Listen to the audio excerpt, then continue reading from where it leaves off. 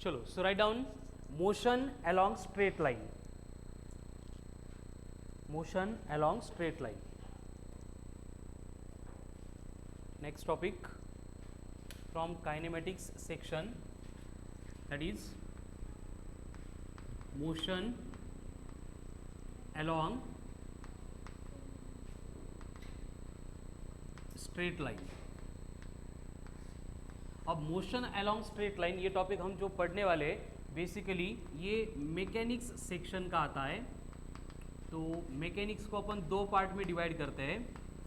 एक स्टैटिक्स भी होता है, बट स्टैटिक्स का डिस्कशन यहाँ पे नहीं करना है. जब इक्विलिब्रियम की कंडीशन आती है तब अपन स्टैटिक्स पढ़ते हैं. उससे पहले एक आएगा काइनेमेटिक्स एंड दूसरा होगा काइनेटिक्स, या फिर उसको बोला जाएगा as a dynamics.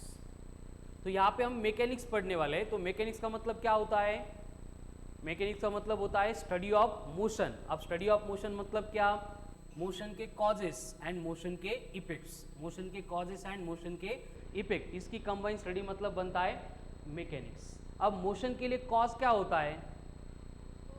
Force. Force apply होगा, बॉडी का डिस्प्लेसमेंट होगा, मतलब वर्क किया जाएगा.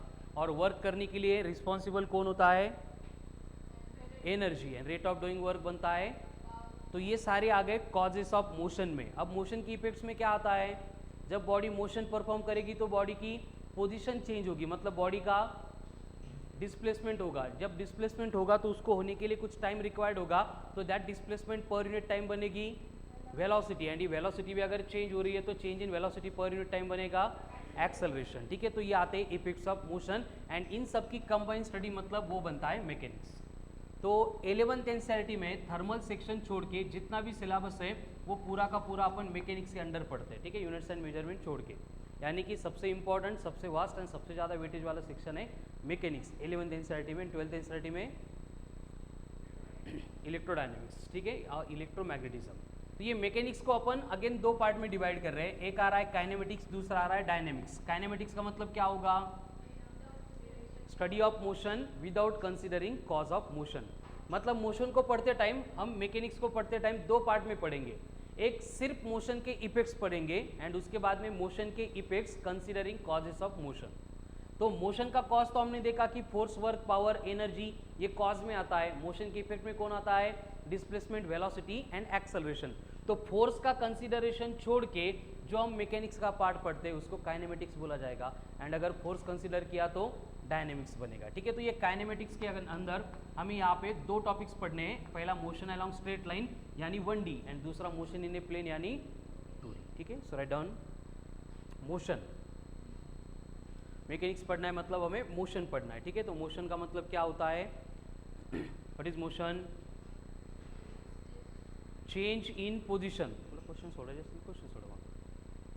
मोशन मतलब क्या होता है? Change in position, change in position, change in position of the body with respect to space and time. Change in position of the body with respect to space and time. देखो यहाँ पे हमें motion पढ़नी है और motion पढ़ने के लिए हम मोशन को डिफाइन कर रहे हैं कि एक्चुअल मोशन का मतलब क्या होता है. तो उसमें हम डिस्कस कर रहे हैं और डिस्कशन चल रहा है अबाउट पोजीशन, है ना. मोशन के स्टेटमेंट में हमने वही लिखा है चेंज इन पोजीशन. मतलब बॉडी अगर मोशन परफॉर्म कर रही है तो वहाँ पे बॉडी की पोजीशन चेंज होनी चाहिए ना. What is mean bye position?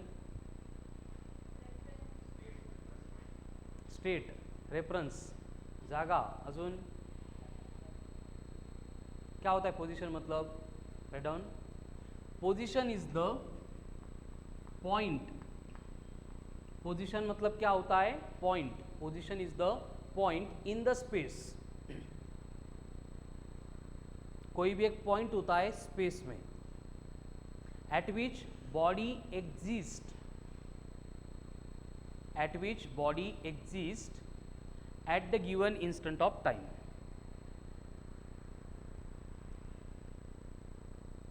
Eight which body exist at the given instant of time.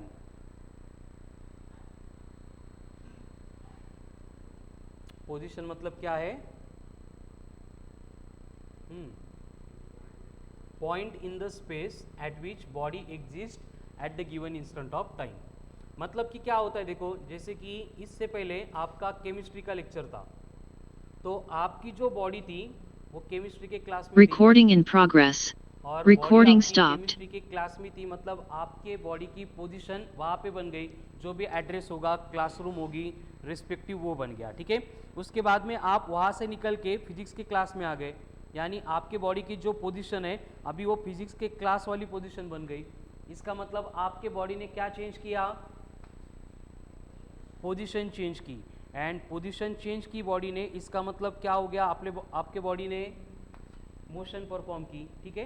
तो मोशन का मतलब क्या होता है, चेंज इन पोजीशन। कंपलसरी अगर बॉडी मोशन परफॉर्म कर रही है तो बॉडी ने अपनी पोजीशन चेंज करनी चाहिए। और पोजीशन का मतलब क्या होता है, स्पेस में कोई भी एक पॉइंट जहाँ पे body at the given instant of time present है उसको बोला जाता है पोजीशन, ठीक है। और उसके बाद में भी आपने कुछ लिखा था, क्या लिखा था,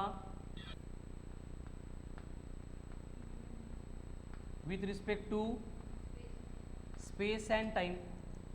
अब ये स्पेस एंड टाइम मतलब क्या होता है, ये सबसे इंपॉर्टेंट पॉइंट है। स्पेस एंड टाइम क्या होता है, स्पेस एंड टाइम मतलब सबसे इंपॉर्टेंट पॉइंट है स्पेस एंड टाइम। मतलब जब तक अपन मोशन के रिलेटेड, मतलब मोशन को समझने के लिए सराउंडिंग के किस स्पेस के साथ उसको कंपेयर कर रहे हैं ये डिफाइन नहीं करते, तब तक मोशन के बारे में हम कोई भी कंक्लूजन नहीं दे सकते, ठीक है। एंड इसी स्पेस एंड टाइम को बोला जाता है as a frame of reference, frame of reference. But ये थोड़ा सा अवगढ़ वर्ड है, तो हम स्पेस एंड टाइम के ऊपर ही फोकस करेंगे, ठीक है। जैसे कि फॉर एग्जांपल एक कॉमन एग्जांपल है कि माउंट एवरेस्ट है, वो रेस्ट में है या मोशन में है, रेस्ट में है, मोशन में नहीं है।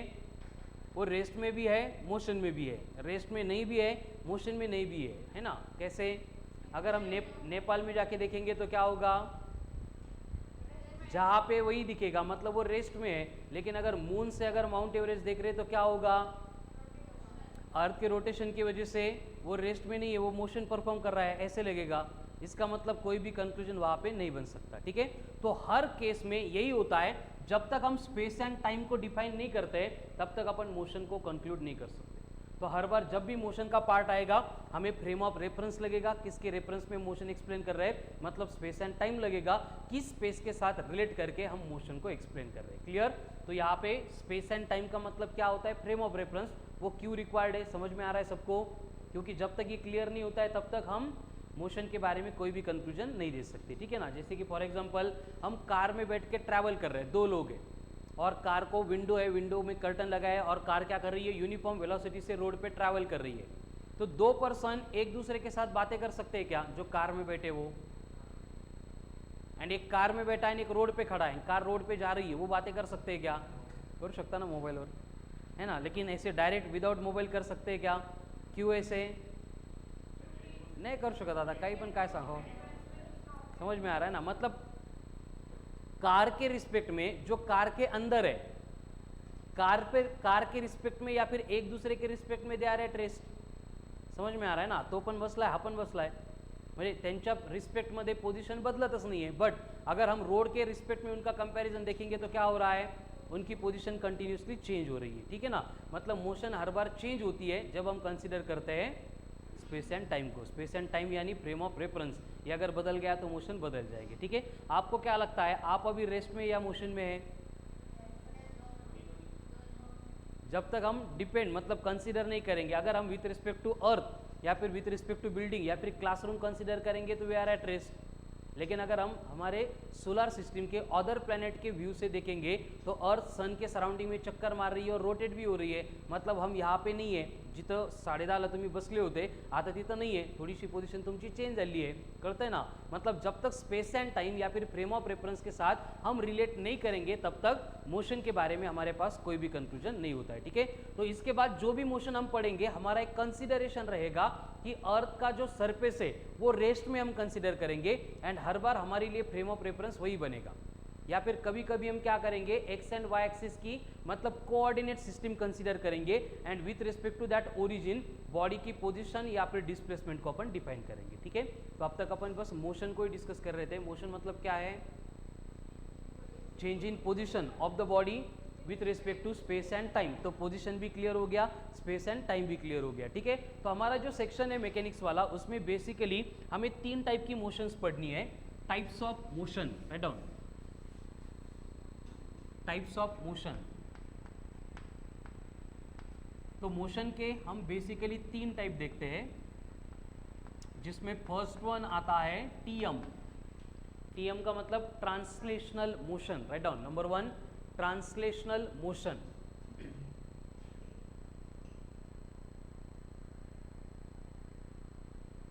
ट्रांसलेशनल मोशन, और क्या होता है ये ट्रांसलेशनल मोशन का मतलब? The motion in which the motion in which body actually get translated, the motion in which body actually get translated from one position to another position, the motion in which body actually get translated from one position to another position. Recording in progress. Actual में body अगर एक position से दूसरे position पे translate हो रही है, जिसको अपन देख सकते हैं, समझ सकते हैं, ऑब्जर्व कर सकते हैं, तो वो बनती है ट्रांसलेशनल मोशन। मतलब कि देखो, जैसे मैंने पहले आपका एग्जांपल दिया था कि आप केमिस्ट्री के क्लास से निकल के यहाँ पे आ गए, मतलब आपकी बॉडी जो है वो एक्चुअल में ट्रांसलेट हो गई फ्रॉम केमिस्ट्री का क्लास टू फिजिक्स का क्लास, बरोबर है। लेकिन अगर फैन के बारे में बोलने को बोला तो फैन रेस्ट में या मोशन में है? कैसे मोशन में? उसकी तो पोजीशन चेंज ही नहीं हो रही है, रोज तिथस फिर तो समझ लो ना। हम बोल सकते हैं कि वो मोशन में है, बट उसकी मोशन ट्रांसलेशनल नहीं है। मतलब उसकी बॉडी एक पोजीशन से दूसरे पोजीशन पे ट्रांसलेट नहीं होती है, वो अलग टाइप की मोशन परफॉर्म कर रहा है, ठीक है। कौन सी है हम आगे देखेंगे, बट वो ट्रांसलेशनल नहीं है, इतना हम बोल सकते हैं, ठीक है। तो ट्रांसलेशनल मोशन के और एग्जाम्पल्स क्या बोल सकते हैं? Car moving on A road, है ना, क्रांति चौक टू सेवन हिल टू बाबा, है ना।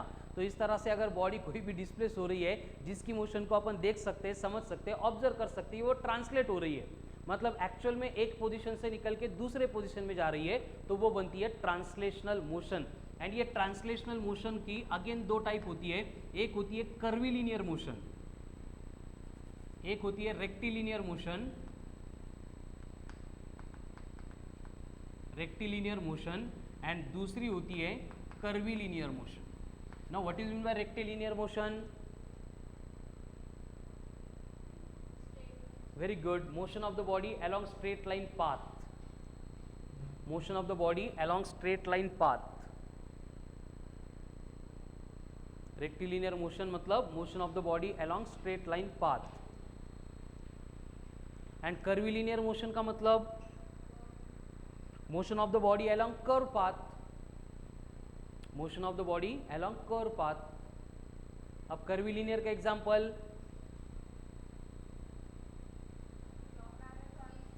मॅरेथॉन, मॅरेथॉन मध्ये पळणारे प्लेयर्स असं म्हणावं लागेल आपल्याला।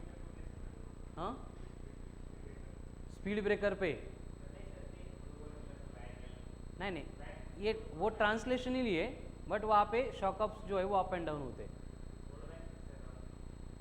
हाँ, banking of road, very good, मतलब तुला कर रोड म्हणायचे, कार टेकिंग टर्न अलॉन्ग कर रोड, व्हेरी गुड। अजून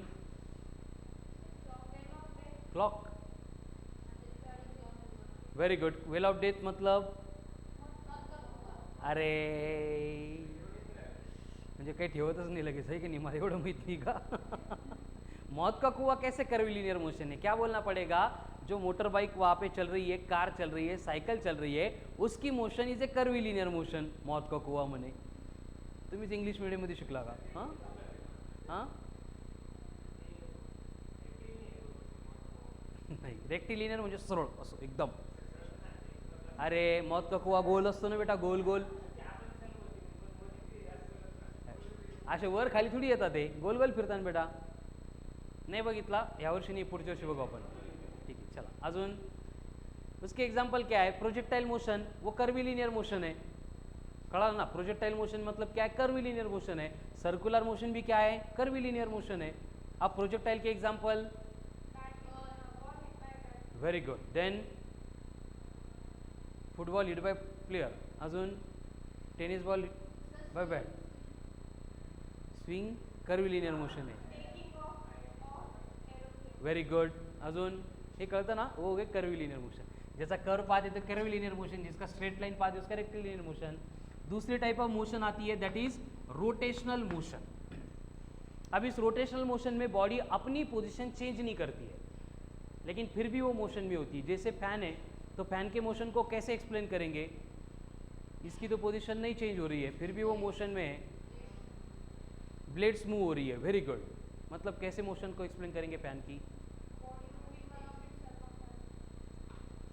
वो सर्कुलर मोशन होती है बेटा. काय हो म्हणतो? ठीक आहे. फैन सरकमफरन्स पे मूव हो रहा है, असं फिरतोय का फैन? जहाँ पे फिक्स किया है वहीं पे है, तो क्या कर रहा है वो? काय अर्थ का है? Centre point. Very good.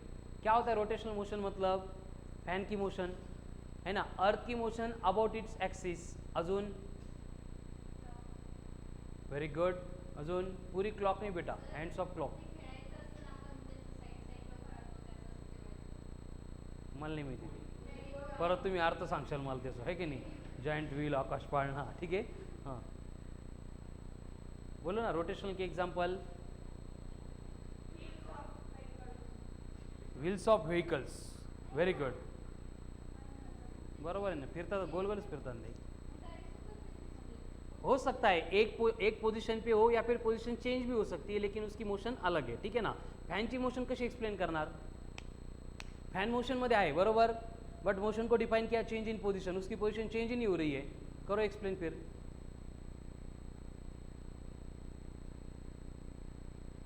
आहे का मोशन मध्ये? कैसे?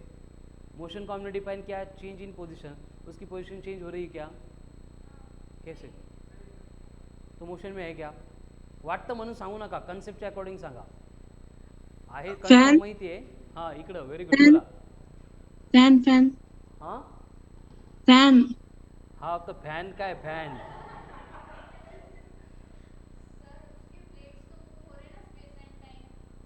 स्पेस एंड टाइम में मूव हो रहे.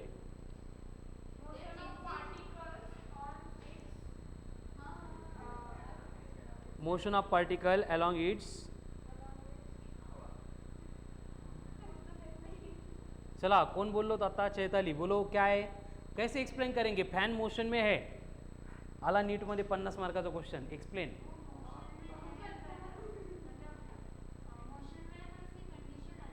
Very good. तो वही कंडीशन क्या है वो हम पढ़ने वाले, बट ऑब्जर्व करके बोलना है बेटा. नहीं, ये करेक्ट आंसर था, हंसने जैसी कोई बात नहीं है. करेक्ट आंसर था बट इनकम्प्लीट था. उसकी कंडीशन अलग है. क्या है कंडीशन अलग? मतलब फैन की केस में फैन की पूरी बॉडी पोजीशन चेंज नहीं कर रही, लेकिन फैन के ऊपर जितने सारे पार्टिकल्स हैं दे आर परफॉर्मिंग मोशन. कळालं ना? कहीं पे भी एक पॉइंट में अगर मार्कर टच करेंगे हमें पूरा सर्कल मिल जाएगा. समझ में आ रहा है? मतलब फैन के बॉडी के ऊपर जो भी पार्टिकल्स है they are performing motion along circular path. कळालं? मतलब हम इस टाइप के मोशन को, यानी रोटेशनल मोशन को डिफाइन कर सकते हैं. Motion of the body in which every particle of the body performs circular motion. Better. Rotational motion, motion of the body, motion of the body, motion of the body in which every particle of the body performs circular motion. Performs circular motion. अब इसमें भी आगे condition आएगी either with concentric circles और there centres lying along x of rotation. उसको बाद में देखेंगे. बस आइडिया आ गया. मतलब बॉडी पूरी मूव नहीं होगी, बॉडी जहां पे वहीं पे रहेगी, लेकिन बॉडी के ऊपर जितने सारे पार्टिकल्स है they will perform circular motion. वो सारे पार्टिकल सर्कुलर मोशन परफॉर्म करेंगे, जैसी केस फैन की है. ठीक है, उस टाइप के मोशन को बोला जाएगा रोटेशनल मोशन. इसको समझने के लिए हमें अगेन दो टाइप की मोशन को समझना पड़ता है. एक सर्कुलर मोशन एंड दूसरी रोलिंग मोशन. तो सर्कुलर मोशन मतलब क्या है? ये कर्विलिनियर में भी आता है और रोटेशनल में भी लगता है. सर्कुलर मोशन मतलब क्या होता है? वही है जो रोटेशनल में था.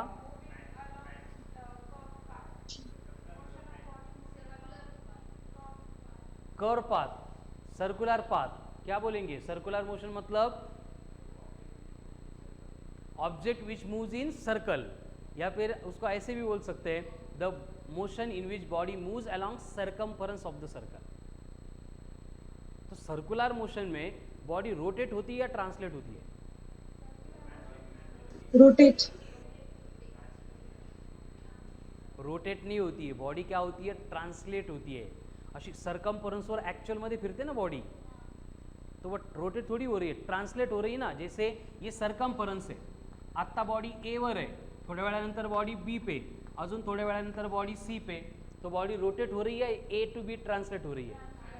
समझ में आ रहा है ना? तो in case of circular motion body actual में ट्रांसलेट होती है, लेकिन उसका जो पाथ होता है वो फिक्स होता है, रिपीटेटिव होता है, एंड उसको अपन सर्कुलर पाथ कंसीडर करते हैं। इसलिए सर्कुलर पाथ पे अगर बॉडी मूव हो रही है that will become circular motion. Right, circular motion, the motion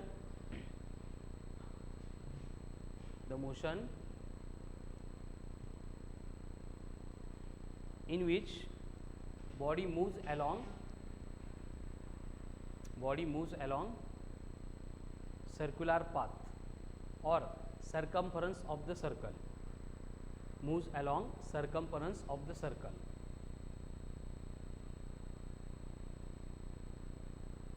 circumference of the circle, ठीक है, उसको बोला जाता है सर्कुलर मोशन। इसका एग्जांपल सर्कुलर मोशन का, very good, electron moves around nucleus along circular path. अजून सन रिव्हॉल्विंग अराउंड द सन, काय म्हणतोय तू? ओके, मला शॉक लागला ना, ठीक है ना। Earth revolves around the sun, actual में इलिप्टिकल कंसिडर कर सकते हैं सर्कुलर पाथ, ठीक है। अजून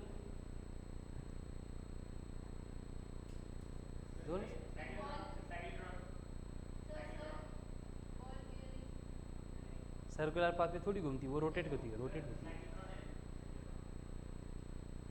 साइक्लोट्रॉन में पार्टिकल, चार्ज पार्टिकल, अरे हो, तो साइक्लोट्रॉन नहीं, साइक्लोट्रॉन में particle, charge particle, very good, correct. अजून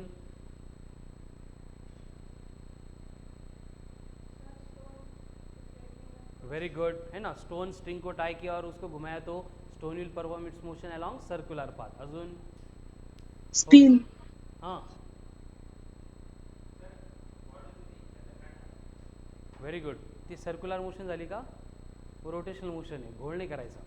जायंट व्हील, आकाश पाळणा, क्या बोलते हैं उसको? Circular path. क्या है जायंट व्हील, क्या करता है, रोटेशनल या सर्कुलर? circular, रोटेट होता है वो। जायंट व्हील क्या करता है? रोटेशनल मोशन परफॉर्म करता है, बट जो पर्सन उसमें बैठा है he is performing circular motion.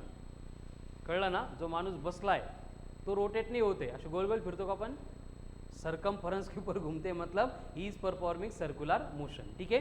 तो ये हो गई सर्कुलर मोशन। और एक होती है that is rolling motion. Rolling motion, rolling motion, rolling motion मतलब जिसमें बॉडी रोल होती है, व्हील्स ऑफ, करेक्ट है, वेरी गुड। रोल होते हैं मतलब क्या होते हैं? एक्सलेंट, वेरी गुड, रोटेट भी होते हैं, साइमल्टेनियसली ट्रांसलेट भी होते हैं, है ना। व्हील्स रोटेट होते हैं ये तो मालूम है, लेकिन कार चली गई व्हील्स वहीं पे रह गए, ऐसा होता का? कार के साथ चले जाते हैं, मतलब वो ट्रांसलेट भी होते हैं। तो हम बोलेंगे कि body performs two types of motion simultaneously, एक रोटेशनल भी एंड ट्रांसलेशनल भी। तो उस केस में बन जाएगी रोलिंग मोशन। कहाँ पे होता है ये रोलिंग मोशन? कहाँ पे होती है? चाक झालं ना बेटा, आता व्हेकलचं घ्या, गाडीचं घ्या, सायकलचं घ्या, सगळे व्हील्स झाले, MRFचं घ्या, JKचं घ्या, है ना, ब्रिजस्टोन घ्या। अजून व्हेरी गुड, तो रोल झाला पाहिजे। अजून वेरी गुड, हो गया, ठीक है, ये हो गया rolling motion. Then next third type of motion आता है दैट इज वाइब्रेशनल मोशन। काय आता मुलं खूप काही काही खेळतात लहानपणी, मग टायरच झालं ना ते। चला नेक्स्ट, VM, वाइब्रेशनल मोशन। क्या होता है वाइब्रेशनल मोशन? मतलब मोशन है ये तो पक्का है. क्या होता है व्हायब्रेशन मोशन? व्हायब्रेशन परफॉर्म होते व्हेरी गुड. पार्टिकल व्हायब्रेट करतात is called as vibrational motion. असं असतं का? व्हायब्रेट करता म्हणजे काय करता? हां, मीडियम व्हायब्रेट करतो. Very good. व्हायब्रेट म्हणजे काय मला ते सांग. Motion along repeated path.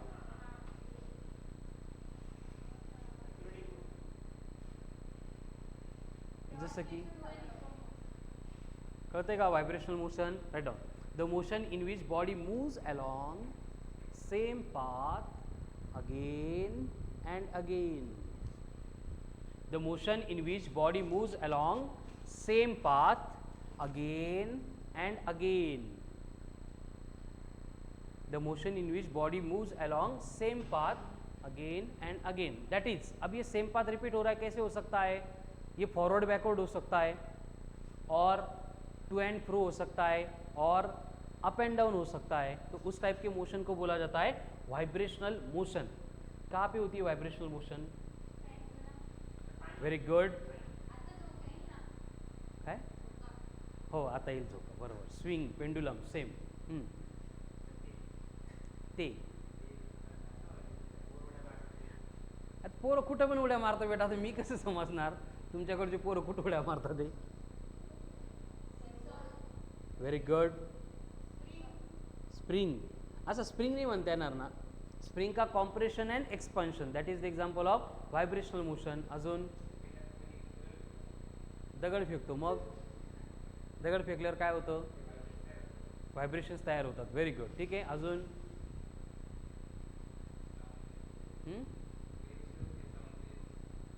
Waves, sound waves. क्या?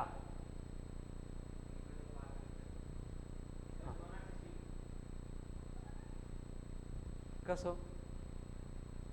सोनार means what? Sonar means what? काय होतं सोनारमध्ये? कोण म्हणतो तुला? काही पण ऐकतो का? चलो. और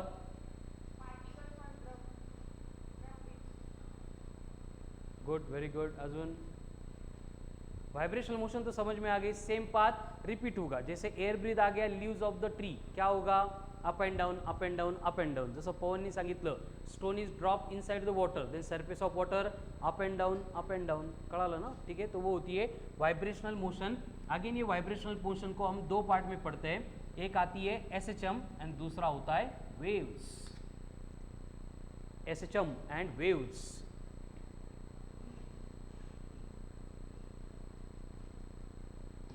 नहीं चैताली, लीनियर नहीं. लीनियर होगी लेकिन ये सेम पाथ पे होगी.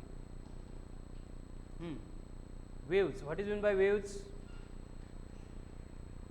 वेव्स मतलब क्या है? अभी लहरी. Very good. वेव्स मतलब क्या है? वेव्स मतलब वेव है. मतलब क्या है? Crust and trough. Very good. ठीक है. वेव मतलब क्या है?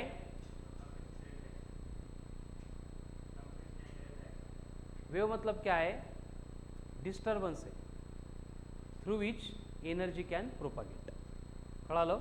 मतलब जब भी एनर्जी मीडियम में से ट्रैवल करती है तो मीडियम के पार्टिकल जो है वो वाइब्रेट होते हैं अबाउट देयर मीन पोजीशन. अगर ट्रांसवर्स वेव है तो परपेंडिकुलर, अगर लॉन्जिट्यूडनल वेव है तो पैरेलल डायरेक्शन में. तो ये पार्टिकल की जो मोशन है अगेन वो वाइब्रेशनल के सिमिलर होती है due to wave. And SHM मतलब वही सिंपल हार्मोनिक मोशन. स्प्रिंग को कॉम्प्रेस किया, छोड़ दिया, तो अगेन कॉम्प्रेशन एक्सपेंशन कंटिन्यू करेंगे. ठीक है. तो हमें मोशन रिलेटेड इतना सारा पार्ट डिस्कस करना है. ठीक है. जिसमें रेक्टिलिनियर आएगा 1D, कर्विलिनियर आ गया 2D, rotational motion separate topic ये. सर्कुलर मोशन कुछ 2D में कुछ रोटेशनल में पढ़ना है. रोलिंग भी इंक्लूड किया गया है रोटेशनल में. देन आएगा वाइब्रेशनल के लिए एसएचएम एंड वेव्स. ये बनेगा हमारा मोशन एंड रिलेटेड पार्ट का डिस्कशन. ठीक है. तो शुरू करना है discussion about first topic, that is motion along straight line. और उसको अपन 1D भी बोलते हैं, मोशन इन 1 डायमेंशंस. ऐसे क्यों? क्योंकि इस मोशन को समझने के लिए हमारे पास किसी भी एक एक्सिस के अबाउट की इंफॉर्मेशन है तो भी सफिशिएंट होती है. मतलब एक एक्सिस के अलोंग मोशन को एनालाइज करके भी हम उसको समझ सकते हैं. इसलिए इसको बोला जाएगा मोशन अलोंग स्ट्रेट लाइन या फिर मोशन इन 1 डायमेंशंस. ठीक है. तो इस टॉपिक में हमें सबसे पहले डिस्कस करना है डिस्प्लेसमेंट के about. Now what is mean bye displacement? shortest distance, very good. Displacement का मतलब क्या होता है? Shortest distance between two position. Write down. Displacement, shortest distance between two position.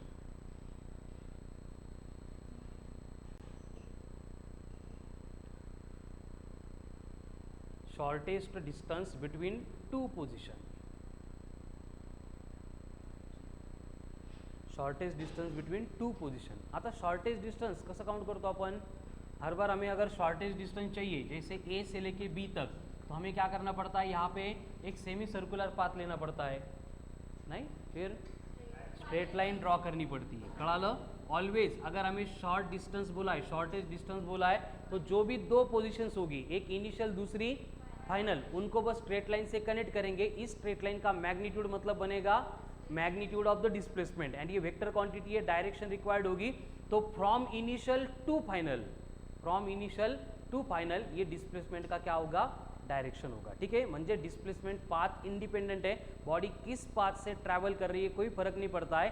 Initial position क्या है एंड फाइनल पोजीशन क्या है, ये दोनों अगर हमें मालूम होगी, इंफॉर्मेशन आ गई, तो हम displacement of the body calculate कर सकते हैं. ठीक है. तो क्या लिखा है डिस्प्लेसमेंट के लिए? Shortest distance between two position. ठीक है. नेक्स्ट, और another definition, change in position, change in position of the body, change in position of the body in particular direction, change in position in particular direction, change in position in particular direction, ये बनेगा displacement. change in position in particular direction, that is displacement. it is denoted by कुछ भी होगा SXD. Then length है तो ऐसा unit होगा metre, dimensions होंगे L1 एंड ये होती है वेक्टर क्वांटिटी. ठीक है. चलो write down. Calculate the displacement, calculate the displacement of the body, calculate the displacement of the body if it travels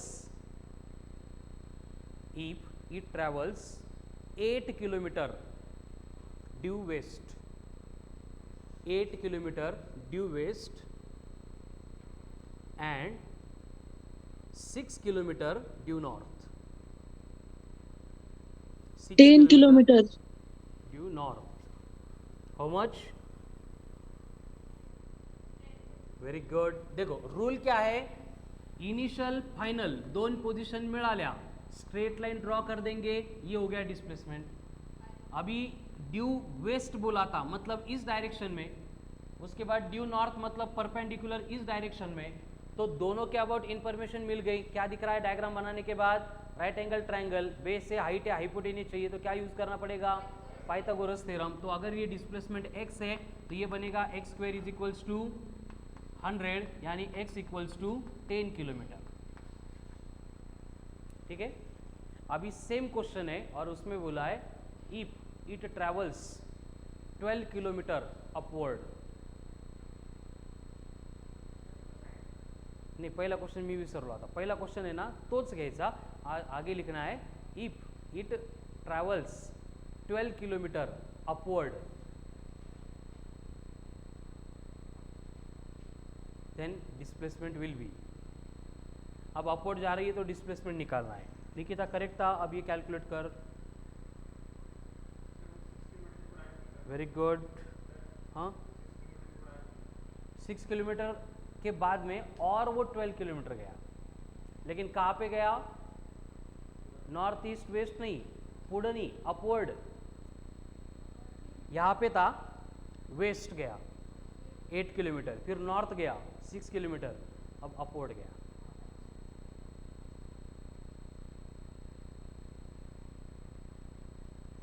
काय नहीं होता सर?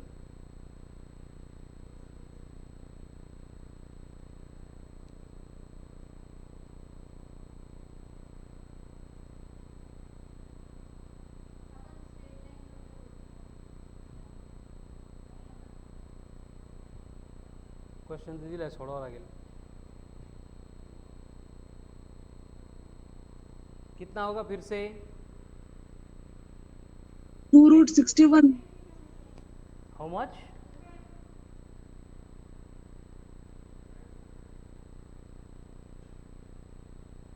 10 किलोमीटर. कसं 10 किलोमीटर? तो काही इथंच राहिलाय का? अपवर्ड गेलाय ना. क्या होगा देखो.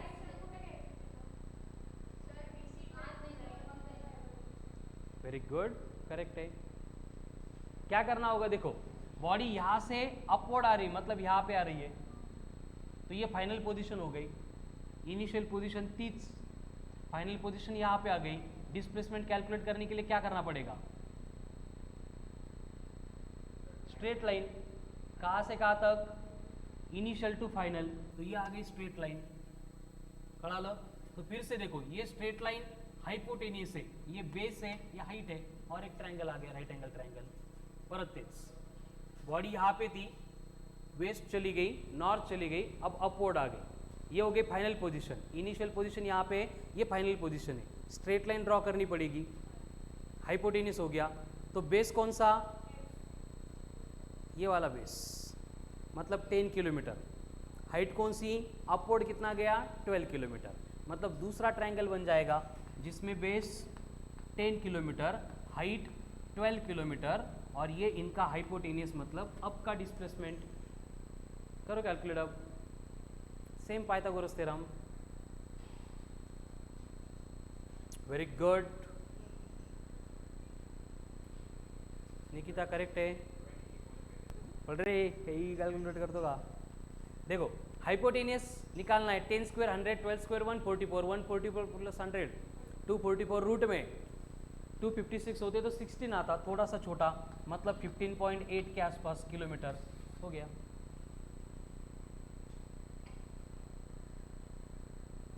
चलो next. Write down question. An old age person, एक म्हातारा माणूस, walking on a jogging track, walking on a circular jogging track, walking on a circular jogging track of radius 40 meter, of radius 40 meter, completes one revolution,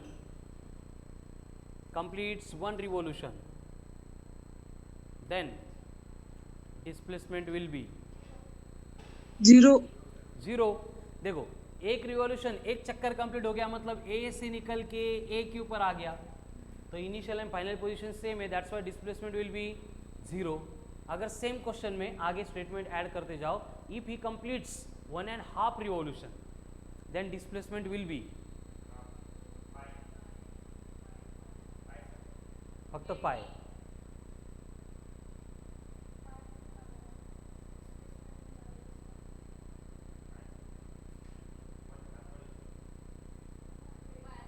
देखो 1.5 बोला है, 1 revolution में तो displacement 0 हो जाएगा, इसका डिस्कशन खत्म. आगे और हाफ है, हाफ मतलब बॉडी बी के ऊपर होगी, तो यहाँ पे इनिशियल फाइनल को स्ट्रेट लाइन से कनेक्ट करेंगे. ये डायमीटर होता है which is equals to 2r, तो डिस्प्लेसमेंट बनेगा 80 मीटर. बरोबर होता है, ठीक है, 80 मीटर. ठीक है, सेम क्वेश्चन है, आगे कंटिन्यू करो. If he completes 1 revolution, if he completes 1 revolution in 40 seconds, if he completes 1 revolution in 40 seconds, 40 seconds, then his displacement after 3 minutes, displacement after 3 minutes,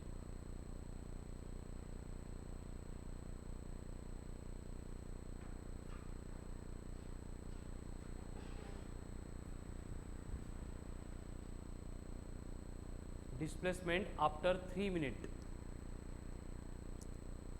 पवन कुठं असेल तो 3 मिनिट नंतर. 80 metre. 80 metre. Very good. Shaitali तू दिले का answer? Very good, correct. Chaitali घरून पण answer द्यायला लागली तू. गुड. चलो, कंडीशन क्या है? दानिश नहीं आ रहा है? आ गया, सबका आ गया. कितने लोगों का आ गया 80 मीटर? नहीं, वैष्णवी नहीं. ठीक है, कंडीशन क्या है देखो, हर एक 40 सेकंड में एक चक्कर कंप्लीट हो रहा है, मतलब 40 सेकंड के बाद उसका डिस्प्लेसमेंट 0, और 40 सेकंड के बाद उसका डिस्प्लेसमेंट, और 40 सेकंड के बाद उसका डिस्प्लेसमेंट, और 40 सेकंड के बाद डिस्प्लेसमेंट, और 40 सेकंड के बाद में डिस्प्लेसमेंट. देखो 3 मिनट मतलब कितने सेकंड? 180 बराबर. यहाँ पे कितने हो गए? 40 प्लस 40, 80 प्लस 40 प्लस 40 160. प्लस 40, कितना हो गया? 200. जास्त होता, एवढा टाइम आहे का आपल्याकडं? इसका मतलब वो 4 चक्कर कंप्लीट करेगा. उसके बाद कितना टाइम बचा? 20 सेकंड. तो 20 सेकंड में एक थोड़ी कंप्लीट होगा, सिर्फ आधा ही कंप्लीट होगा. मतलब यहाँ पे वो क्या करेगा? हाफ रिवॉल्यूशन कंप्लीट करेगा. मतलब पहले डिस्प्लेसमेंट 0 है, लेकिन यहाँ पे हाफ रिवॉल्यूशन में डिस्प्लेसमेंट फिर से 2r, तो उसका फाइनल डिस्प्लेसमेंट होगा 40 × 2 मतलब 80 मीटर. नहीं कड़ा भारती? नहीं. देखो टाइम 3 मिनट है टोटल. हर 40 सेकंड के बाद एक रिवॉल्यूशन कंप्लीट होता है. एक रिवॉल्यूशन कंप्लीट हो गया मतलब डिस्प्लेसमेंट 0 ही होता है. तो 180 सेकंड में से 160 सेकंड हो गए थे, तब 4 रिवॉल्यूशन कंप्लीट हो गए. बाद में उसके पास बस 20 सेकंड है, तो 20 सेकंड में आधा ही रिवॉल्यूशन कंप्लीट करेगा. आधा कंप्लीट किया मतलब वो डायमेट्रिकली अपोजिट आ गया. दोनों को स्ट्रेट लाइन से कनेक्ट करेंगे तो displacement will become 2r. r अगर 40 है तो 40 × 2 बन गया 80 मीटर. पढ़ लो. Now after 6 minute his displacement will B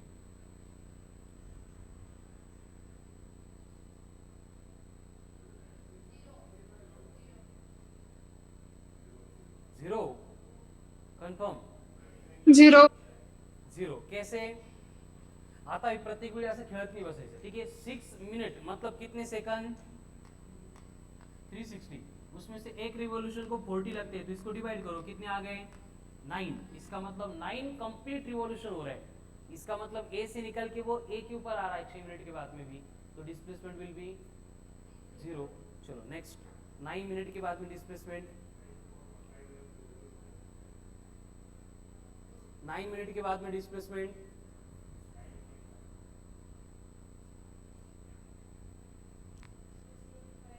same मतलब क्या?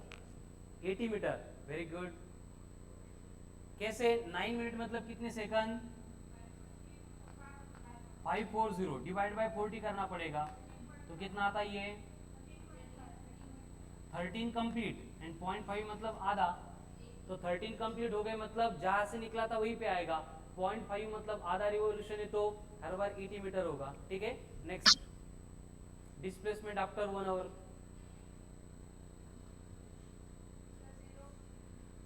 Very good.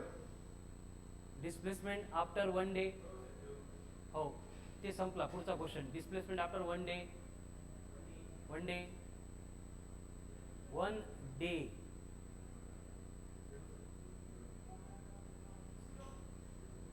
वन डे में सेकंड कितने? हाँ,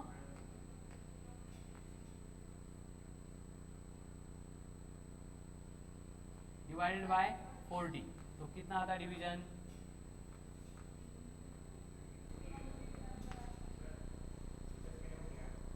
80 मीटर. ये एक मिनट, एक मिनट. ये 2115 आता है क्या? बट ये डिवीजन करा ना. एक मिनट. हाँ तू बोल. 2160. 2115.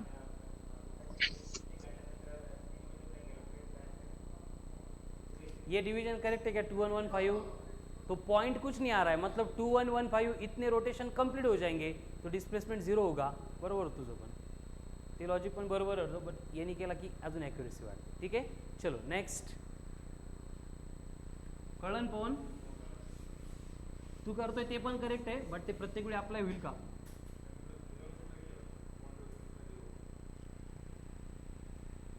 नेक्स्ट. आपको बोला है कि फरक ओल्ड एज पर्सन है. क्वेश्चन लिया. If an old age person walking on a jogging track, jogging circular track of radius 100 meter, completes one revolution after 40 seconds.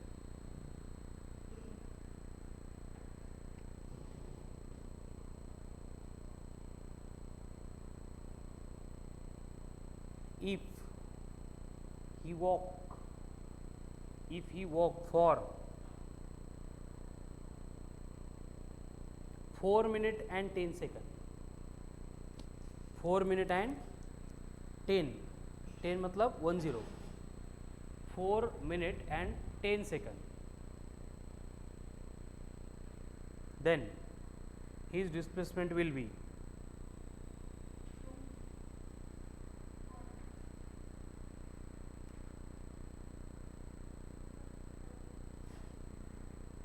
तू पण तेच बोलली होती, तिला काय चुक म्हणजे हो नाही आहे, पण तू पण तेच सांगितलं ना अगोदर. Very good. रॉंग.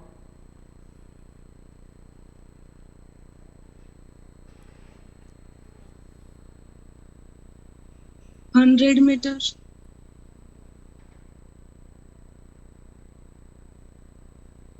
हां सांगा आन्सर बेटा.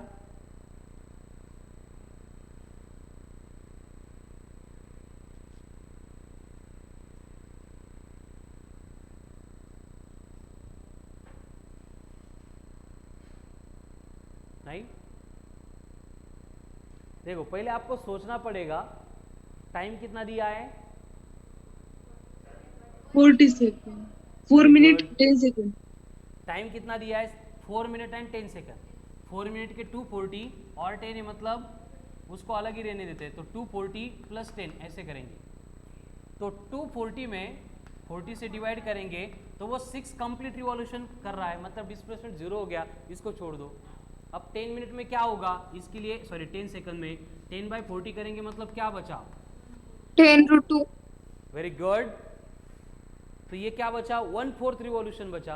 अब 1/4 रिवॉल्यूशन में क्या होगा, वो ए से निकल के बी के ऊपर जाएगा.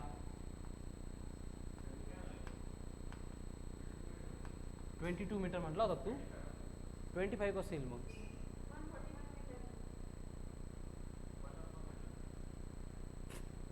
वन बाय फोर रिवॉल्यूशन झालं ना बेटा. ते मी R/4 थोड़ी म्हटलो.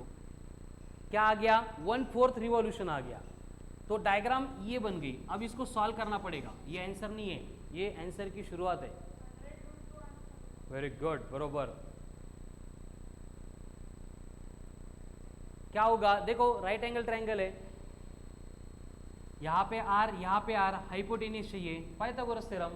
क्या होगा फिर R² + R², मतलब ये बनेगा √2 टाइम्स ऑफ R. R दिया है 100, तो डिस्प्लेसमेंट आ गया 100√2 मीटर. पुट करायचं तर करा. √2 मतलब 1.414, मतलब 1.41 × 100 हो गया डिस्प्लेसमेंट. ठीक है. 1. नेक्स्ट, अगर आपको बोला है कि कोई बॉडी ट्रैवल कर रही है अलोंग सर्कुलर ट्रैक और वो ए से लेके बी तक ट्रैवल कर रही है, और आपको इन दोनों के बिटवीन का एंगल प्रोवाइड किया है as 60 degree, then what will be the displacement. Formula आहे कुठला मला पण सांग, मग मी सगळ्यांना सांगतो. Same radius. How much radius same है का? हो. कैसे होगा,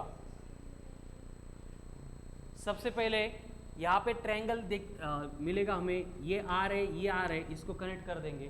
तो ए भी फाइंड करना है हमें. आर्क लेंथ नहीं चाहिए, यहाँ पे स्ट्रेट लाइन चाहिए. तो कैसे फाइंड करेंगे, देखो फिर से ये ट्रायंगल आ गया, ये 60 डिग्री है, ये आर है, ये आर है. तो हमें इतना तो मालूम है ट्रायंगल में इक्वल साइड लेंथ है, तो उसके अपोजिट एंगल भी इक्वल होते हैं. तो आर का अपोजिट एक्स है, तो आर का अपोजिट भी एक्स होगा. ट्रायंगल के तीनों एंगल की सम, तो ये 2x + 60 = 180 हो जाएगा, यानी x will be equal to 60. तो ये 60, ये 60, ये 60, मतलब कौन सा ट्रायंगल है, इक्विलैटरल. इक्विलैटरल मतलब सेम साइड्स. तो डिस्प्लेसमेंट विल बी r.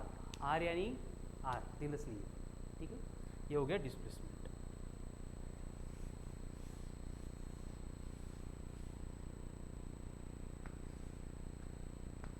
एक रेफरेंस पॉइंट है 10, 20, 30, 10, 20, 30, A, B, C, D, E, F, और आपको बोला है कि बॉडी ट्रैवल कर रही है O से लेके A, देन A से लेके O, displacement will B zero. Initial final position same है ना। अगर आपको बोला है O से लेके C एंड देन C से लेके F एंड F से लेके O, जीरो। अगेन जीरो, क्योंकि initial and final position same है। अगर बोला O से लेके D, पहली बात तो ये है D मतलब टुवर्ड्स नेगेटिव एक्सिस जा रहा है, मतलब इसको अपन नेगेटिव कंसीडर करेंगे, इसको पॉजिटिव, क्योंकि ये डायरेक्शन कंसीडर किया जाता है डिस्प्लेसमेंट। तो OD बनेगा माइनस, कितना माइनस 10। 10, देन O से लेके B बोला है तो 20, कौन से 20 प्लस 20। ठीक है। तो this is all about displacement. इस तरह से हमें डिस्प्लेसमेंट कैलकुलेट करना पड़ता है इन डिफरेंट ज्योमेट्रिकल एडजस्टमेंट। हर बार क्या करना है हमें, बस initial position and final position को कनेक्ट करना है with the help of straight line, 2 points में स्ट्रेट लाइन, ठीक है। Next distance. अब डिस्प्लेसमेंट जैसी सिमिलर क्वांटिटी है, दैट इज डिस्टेंस। क्या होता है डिस्टेंस मतलब?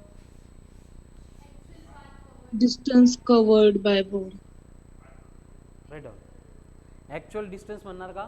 Distance is defined as actual distance covered by the distance, असं काही, ठीक आहे, जेवढा असेल तेवढाच, ठीक आहे, राईट ऑन।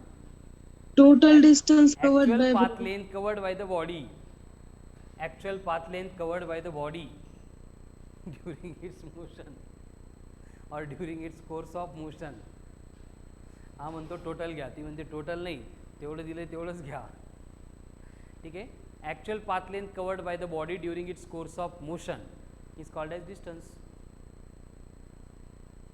मतलब कि यहाँ पे स्ट्रेट लाइन वगैरह कुछ नहीं आएगा, जो पाथ बॉडी ट्रैवल कर रही है पूरा का पूरा पाथ जैसे दिया है वैसे कंसीडर करना पड़ेगा, एंड उस पाथ की टोटल लेंथ हमें एज्यूम करनी पड़ेगी, ठीक है। जैसे कि आपको बोला है कि body moves towards west 8 kilometre, then towards north 6 kilometre, then distance covered by the body will be, आता स्ट्रेट लाइन ड्रॉ करायची नहीं, जिस पाथ से जितना कवर किया है पूरा लेना पड़ेगा, 8 + 6, एंड अगर डिस्प्लेसमेंट बोला होता तो स्ट्रेट लाइन ड्रॉ करके हाइपोटेन्यूज निकालते वो 10 आता, ठीक है। देन अगर बोला बॉडी अपवर्ड आ रही है 10 किलोमीटर तो डिस्टेंस विल बी 24, ठीक है। नेक्स्ट फिर से ये रेफरेंस पॉइंट है 10, 20, 30, 10, 20, 30, इस साइड पॉजिटिव इस साइड नेगेटिव, ये फिर से ABC, ये DE, F। आपको बोला है कि बॉडी जा रही है from O to C then C to O, तो डिस्प्लेसमेंट विल बी, डिस्प्लेसमेंट बोला तो 0 एंड डिस्टेंस बोला Zero. तो 60. Very good. इधर जाते टाइम 30, आते टाइम 30, यहाँ पे 0 नहीं होगा, डिस्टेंस बनेगा 60। देन O to D बोला है, देन D to C बोला है, देन C to F बोला है, F to E बोला है, E to O बोला है, O से A बोला है, एंड A से फिर से O बोला है।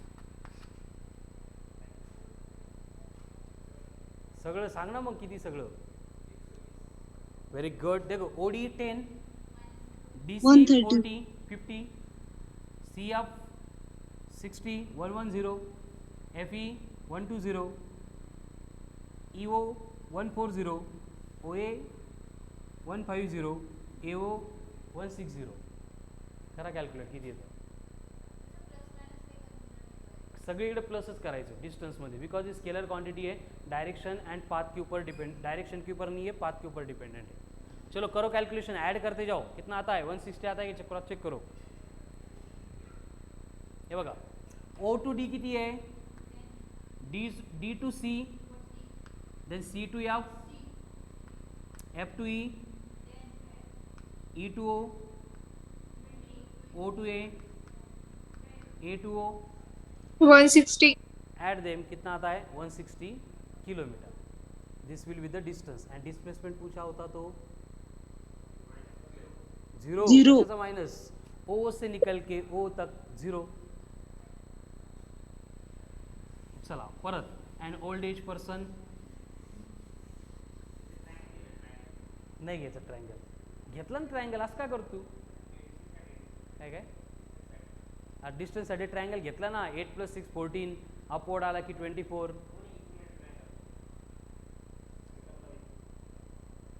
येईल ना मग. तुला आजच सेमीकंडक्टर शिकू का. चलो. And old age person complete 1 revolution along jogging track of radius 40 meter, then his displacement will be 0. एक revolution complete हो गया, displacement 0 होगा. then distance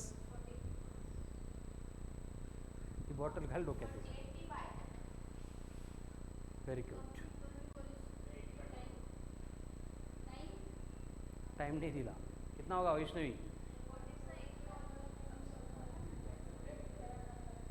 अरे एक चक्कर कंप्लीट कर दिया मतलब वो सरकमफरेंस इतना डिस्टेंस कवर किया. तो 1 रिवॉल्यूशन में डिस्टेंस कवर होता है 2 पाई आर. आर 40 है तो 40 × 2 बन गया 80 पाई. 40 मध्ये. ठीक है. सोमेश, दानिश, निकिता, कंचन, भारती, वैष्णवी, इकडं चैताली, निकिता, प्रिया. Yes sir. आपको बोला है सेम ओल्ड एज पर्सन है, सेम जॉगिंग ट्रैक है और वो क्या कर रहा है.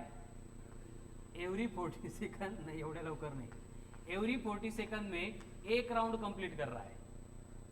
Completes 1 round after every 40 second. Then calculate distance covered in 3 minute.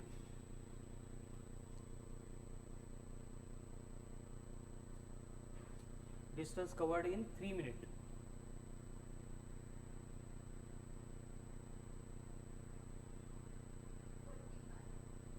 Very good.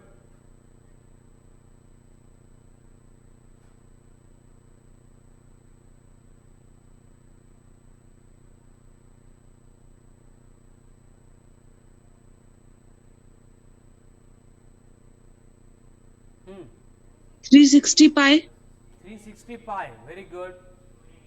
180 काय pi meter. Very good. देखो रूल वही है. 3 मिनट में कितने सेकंड. 180.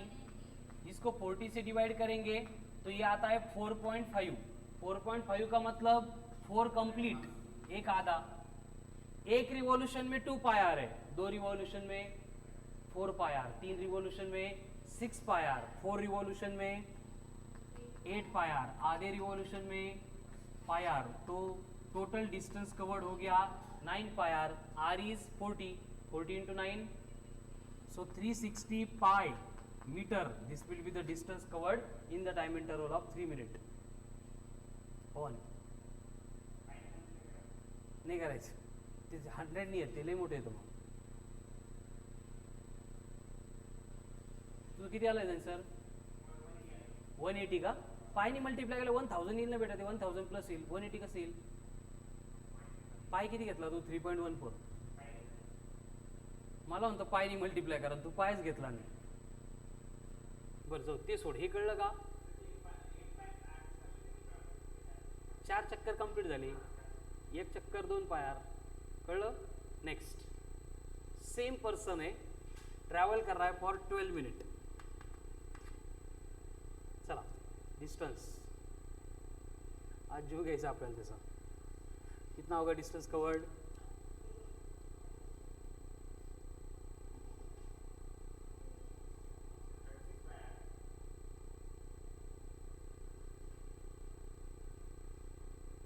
आर दिला तुला व्हॅल्यू पुट करायची.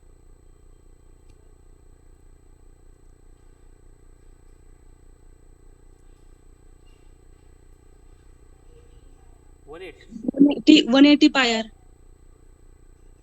180 ना 18. 180 pi r. हे बघा 12 मिनट मतलब 720 सेकंड अपॉन 40. ये कितना आता है. हाँ ठीक है 18 आता है. 18. मतलब 18 रिवॉल्यूशन कंप्लीट हो रहे हैं. एक में 2 पाई आर, तो 18 में पाई आर, आर दिया है 40, किती येईल ते 1440 पाई.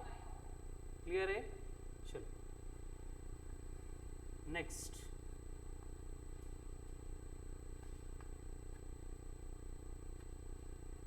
सेम ओल्ड एज पर्सन है, सेम सर्कुलर ट्रैक है. Now he is travelling for the time interval of 4 minutes and 10 seconds. 4 minutes and 10 seconds. 4 minutes and 10 seconds.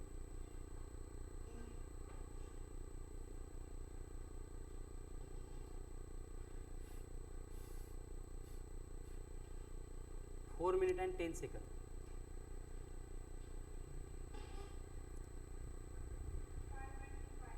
One 20 का पाई 20, 520. ओके.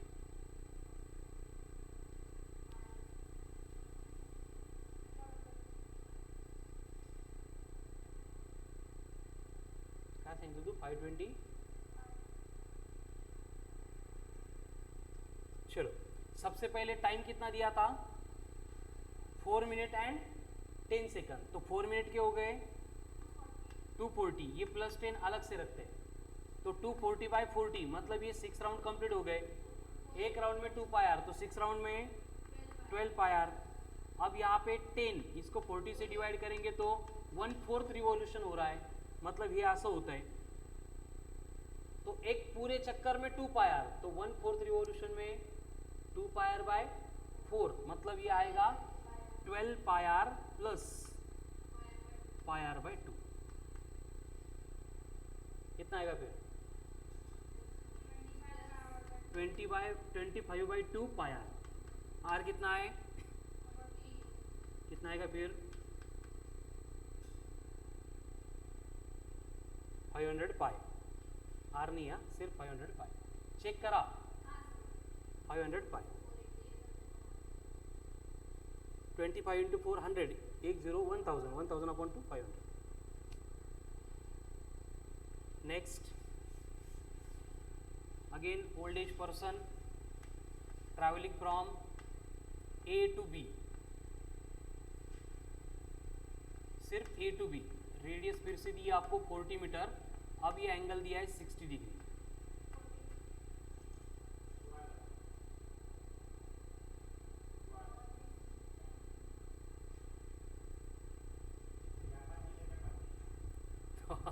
हे महत्वाचं आहे. Very good. तो या पाथनी गेला ए टू बी.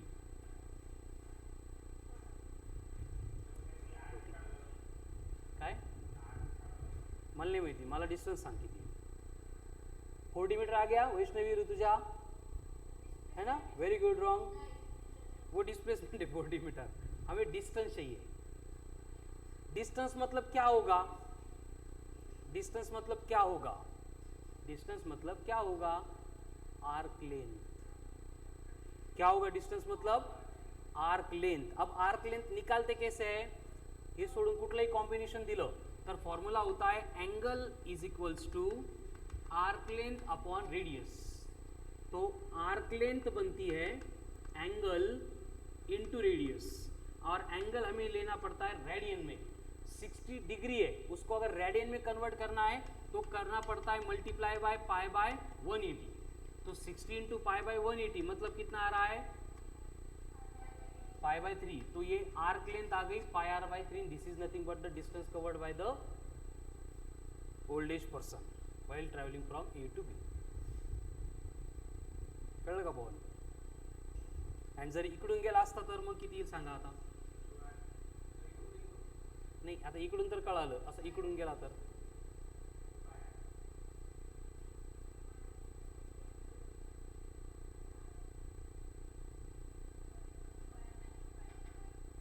किती येतं सांग ना. मग सबट्रॅक्शन शिकली नाही. 5 pi by 3. Good. 5 pi are by 3 correct है. कैसे देखो, टोटल होता है 2 पाई आर, इसमें से इतना वो चला ही नहीं, मतलब माइनस पाई आर बाय 3. कितना आएगा 5 बाय 3 पाई आर हो गया. Clear. So this is all about distance and displacement. Now write down, star mark करके लिखो।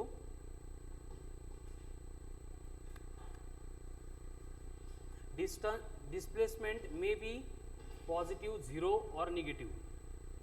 डिस्प्लेसमेंट में बी पॉजिटिव 0 और नेगेटिव। डिस्प्लेसमेंट में बी पॉजिटिव 0 और नेगेटिव। डिस्प्लेसमेंट में भी लिहायचं आहे पॉझिटिव्ह 0 और negative, but distance never be 0।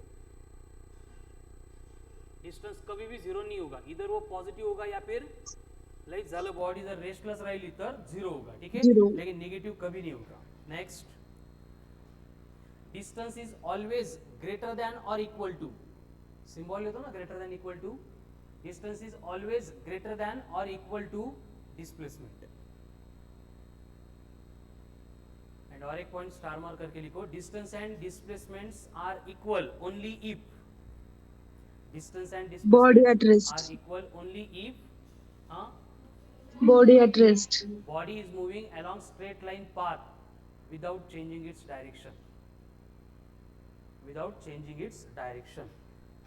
Body अगर स्ट्रेट लाइन पाथ पे ट्रैवल कर रही है without changing its direction, then distance and displacement will remain same. एक ही केस है, in all other cases distance is always greater than displacement. Clear है? So this all about distance and displacement. तो आपको motion along straight line का module मिला है, उसमें से पहली पूरी theory and till concept application 1, उससे पहले के solve examples and unsolve example आजच्या आजच कंप्लीट करा, ठीक है। जो यहाँ पे बैठ के स्टडी कर रहे हैं, जो आपको रिस्पेक्टिव बुक्स दिए थे उसमें भी साइमल्टेनियसली टॉपिक अभी कंप्लीट करना है फ्रॉम स्टार्ट, ठीक है। सो कल की जो टेस्ट होगी उसमें units, dimension, error, significant figure, order of magnitude के साथ speed and distance and displacement का जो पार्ट है वो भी ऐड हो जाएगा, ठीक है। So now test will be there. Thank you. Sir आज की PDF सेंड करो ना, यस, ग्रुप टेस्ट की। हाँ टेस्ट की। ओके।